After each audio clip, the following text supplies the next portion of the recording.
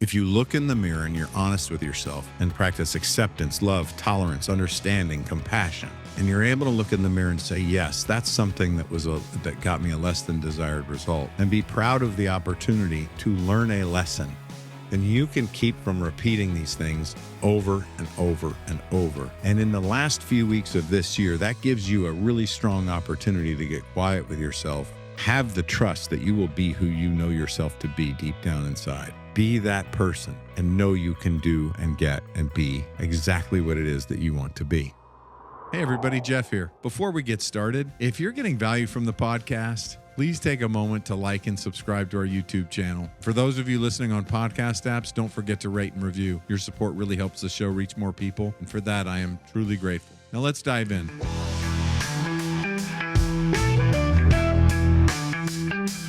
Welcome to The Point with Jeff Spikes, the show about achieving goals, embracing growth, and finding your true path. And now, here's your host, Jeff Spikes. Hello and welcome to The Point. This is your host, Jeff Spikes, and it is truly a pleasure to be here. And as the year's coming to a close, this is a topic now that you've been hearing about and considering for a couple of months now. Just imagine the topic for today is shifting a little bit into the idea of honesty, trust, integrity, and what is the importance of that. And really what I want you to consider, what you get to really think about today, imagine yourself in the realm of what you believe trust and integrity and honesty to really be all about. And as you think about what those concepts mean to you, consider the idea of what it means to you with others and ask yourself first, is that where you started? Did your mind go to the place of who you trust? Or did it go to the place of what is a trust? What is trust? Did it go towards the meaning of the word? Where did your mind go first? And in the world of honesty, just be honest with yourself, right? The framework you have to consider today is about honesty, trust, and integrity. And it's about yourself, about being honest with yourself. And it's about considering these ideas and these terms and what they mean in relationship to yourself. And the first thing I want you to imagine is disconnect any idea or thought of judgment from it now. Imagine judgment being in another universe, not even related to the thoughts you're having right now or the conversations you're having with yourself around this ideation, and just allow that all to wash away and be free from trust. And in honesty, just start with the facts. Just start thinking about what are the facts about whatever situation it is that you're considering. Now, as I say that, you thought of something. What is that thing you thought of? What is that concept or idea or process or self-talk or look in the mirror that you have that you thought of right away when it comes with honesty? Does it have to do with how you're interacting with other people? Does it have to do with how you're interacting with yourself? The most important place to start here for you is with yourself. And when you remove judgment from these ideas, honesty becomes less problematic because it does then drill down to just facts. We can be honest with ourselves about how we feel, and then we can get muddy and question, right? So it's easy to question, well, are you really being honest with yourself if you're capable of feeling differently based on how you would choose to think differently? Right? So all of these are concepts that can have the most impact of binding you up into a stuck spot versus being an ultimate flow and moving through and feeling great about yourself. Even if you're processing through something that's less desirable, doing that in a way that is more open and fluid, it really has all of that ability with these ideas. And I want you to first imagine what integrity means now under the concept of how it strengthens or weakens. Many of you may have thought to yourself, and you may have thought to yourself right here, right now, that integrity was more about some moral code.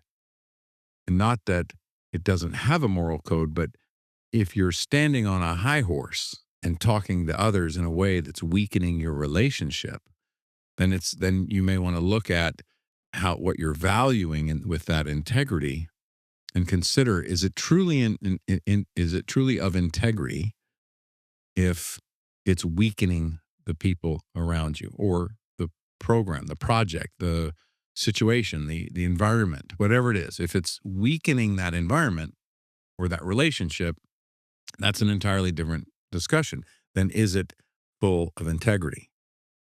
Because integrity is about strengthening. When you attach judgment to the idea of trust, then it becomes an entirely different concept that if you detach judgment from the idea of trust. Because trust is really about protection. Trust is about feeling protected, being protected, knowing you can count on something. It's about consistency and stability. Again, another strengthening type of or weakening type of word. Trust as a noun is a more of a container that keeps something safe. A trust is something that holds assets together into a container that keeps it from personal interests. It protects it, right? So there's this protection thing about trust in the animal world. If you trust a dog to be a dog and a snake to be a snake and a mouse to be a mouse, if you're in the park and you pet a squirrel and it bites you, you can trust it to be a squirrel and it might get afraid and bite you. You can trust that that might happen. You may twist that into the thought of fear, that you could fear that that may happen because you don't trust whether or not it will or won't bite you. That's an entirely different spinning concept that we get ourselves wrapped up into. If you can stop and remove judgment and remove any other ideation and just go back to the facts of that is a squirrel. And I can trust that the squirrel will interact and act as a squirrel, not as anything else. The whole idea here for you today is to think about getting really honest with yourself. We're here at the end of this year. There's still time left to drive something home, to deliver on something that you really wanted to deliver on this year. Whether it's relational, whether or not it's financial, physical, we're rounding down to a few weeks to finish.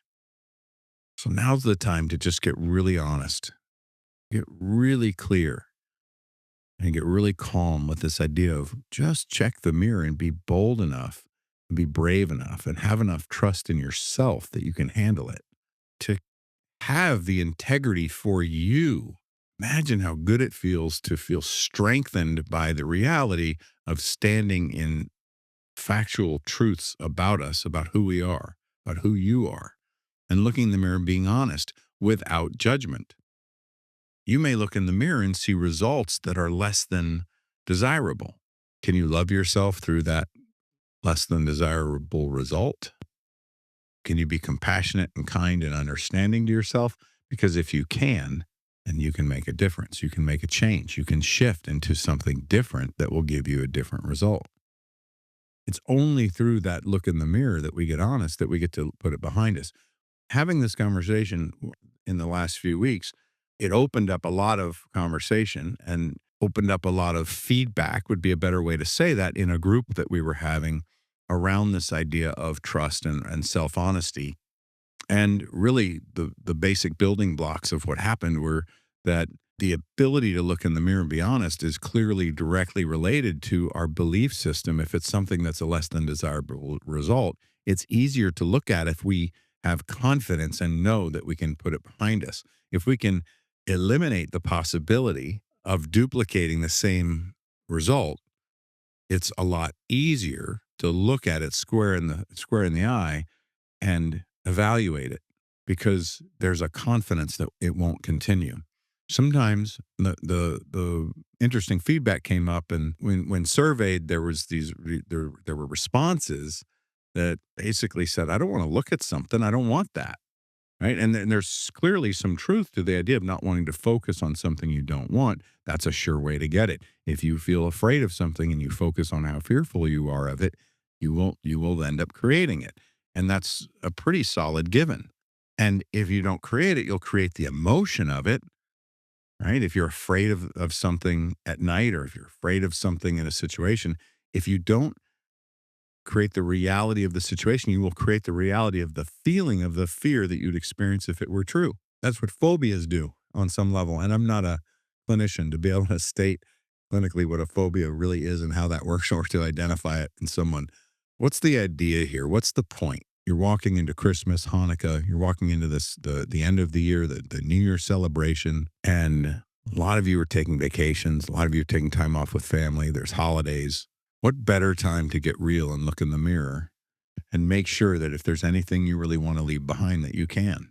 Confidence that you can put something in the rearview mirror. Confidence that you won't repeat it if you identify it. Lean up against it enough to learn from it, so that what you learn from it, you can then also discover what you want different and how to act towards a different result. When you have the confidence that you've built that skill and that ability, then you're there. Now, if you're listening to this right now or watching this on YouTube and you're questioning your confidence level of putting things behind you, and you have things that you've wanted to put behind you for a long time and have not been able to for whatever reason, that in the designing process that you can walk through in designing strengths, you can take a perspective of what's working in your life and what's going well and maximize that and move forward towards what you want in a way of leaving behind something and not repeating it.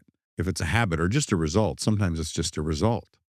Sometimes it's a base reaction you have to someone or something or a certain type of environment that catches you off guard, and then you have a reaction or you're showing up in a way that's less than the state of what you'd like to perform in. One of the examples that is great to use about this is, imagine going to a friend, and every time this friend confronts you with something that you get triggered and get upset. Maybe you're always late in their mind and they always say that to you even when you're on time. Maybe they just have a way of picking at some nuance or thing that you do that's different, that they eventually get tired of. And then you get into a fight and you get upset and you walk away. This happens amongst friends sometimes, right? Not that it has to. Imagine that never happening again. Well, a step in the right direction, you can learn if you think about what's right. There's a value in being able to continually show up in the choice you have to show up in the being, in the way of being, in the presence that you choose, rather than justified in a different sense of being or a different way that says, well, I had to because this happened. Is it ever true that you have to show up in any particular way? No. You always have a choice. Do you believe that? Can you think of a time in your life where you've had to show up in your mind, that it was not a choice, it was, this happened, therefore I had to react? If you have that, then there always is a choice. And choosing to show up in the energy you want to, staying in choice, is a huge victory in the standpoint of learning to master your universe and master the results you get. Because if you can manage the choices you're making and stay in a matter of choice and then make the choices you'd like to make, then habits no longer have the same weight in your life. If you want to change eating habits and you think like the person that weighs the weight you are today versus the weight you want to weigh, and that this is the same if you want to gain weight or if you want to lose weight. And there's both, and there's both exist. Both challenges exist. To get to an ideal weight, many people I know are needing to gain weight and build muscle and basically become more stout or strong, to strengthen the bones and the ligaments and the things to become more sturdy. In other cases, many people are wanting to lose weight. Well, the behaviors either way, the dietary behaviors, the nutrition behaviors, the physical behaviors that come with that are different, but they're choices that you can make. If you can master those decisions and master the ability to make those decisions in those key moments, then you can master your results. If you can think like the person you're aiming to be and stay in that way of being of that person, an example would be someone who wants to gain strength and gain stamina to run a marathon or to do a certain type of a hike or climb a mountain. If you're trying to do those things, then you need to eat a certain amount of calories and get a certain amount of training in. And in order for you to do that, imagine what that looks like to have to eat more when you're not hungry. Well, if you picture yourself in the position of the person that's climbing that mountain, that has succeeded and achieved that goal, what would that part of you do? That person that's already achieved it. If you think into the future and imagine that, it makes today's decision much easier.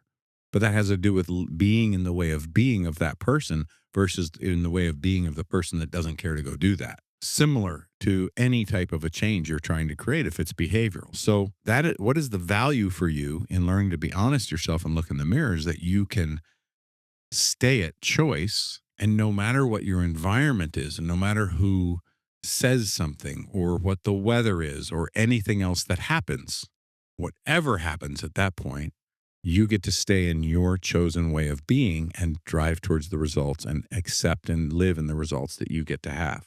Relationally, that is amazing at strengthening relationships. If someone you know and love is upset and you typically get triggered by them being upset, if you stop, you can literally stop even if they're upset with you and say, I am so sorry. Usually for me, it would come with a deep exhale. It's like I am so sorry. I'm not getting the result I want in our relationship because you're upset over my behavior. And the desired result I have, what I want with you is what I want to be in your life is not who I'm being, apparently. And if it is who I'm being, then I'm not getting the result I'm hoping to get. Is there anything I can do differently? You get to be in the driver's seat of your life and you get to be the number one person making decisions for you. You're always at choice. If you look in the mirror and you're honest with yourself, it's easier to do if you remove judgment. If you practice lack of judgment for yourself and practice acceptance, love, tolerance, understanding, compassion, and you're able to look in the mirror and say, yes, that's something that got me a less than desired result, and be proud of the opportunity, be grateful for the opportunity to learn a lesson, then you can keep from repeating these things over and over and over. And in the last few weeks of this year, that gives you a really strong opportunity to get quiet with yourself and strengthen yourself with an intense level of integrity with yourself. Have the trust that you will be who you know yourself to be deep down inside. Be that person and look at the facts and look at the results and know you can do and get and be exactly what it is that you want to be. That stands in the face of seeing people you know and love this year, of what you'll give, what you'll receive, how you'll act. And clearly it will affect your ability to set realistic, skyrocketing, amazing goals for 2025. Everything starts within, and reducing judgment and increasing your ability to look at yourself as deeply, clearly, and specifically as possible. That is the point. And there is great freedom for you in this. There's a book out on Amazon, a good friend that you may have, that has been on the show, and Daryl Fusaro wrote it. It's about the Statue of Liberty, and in it is the Declaration of Independence, that the process that we went through when I was on his show and talked about how we can help people write their own Declaration of Independence from their negative selves or from whatever it is that if you're trying to overcome something, get that book. Look up Daryl Fusaro, author, on Amazon and buy it. He's got a few books, but buy the one about all of the symbolism of the Statue of Liberty and what it was all meant to be. It's a great book. It's just one example. I just got the book and I gave him a review on Amazon. I think it's a really phenomenal, very easy read, fun book. Grab that, read it, check it out. It's just another step of getting honest with yourself and getting real and getting intentional with what the meaning of things in your life that you can lean on that make you a better person and give you more of what you're looking for. With that, peace out. Have a beautiful day, week, and we will see you next time. Thank you for joining us for another amazing episode of The Point with me, Jeff Spikes. Please visit jeffspikes.com for everything you would need to know to engage with me offline. And lastly, thank you for your time, your attention, and your consideration. This is The Point.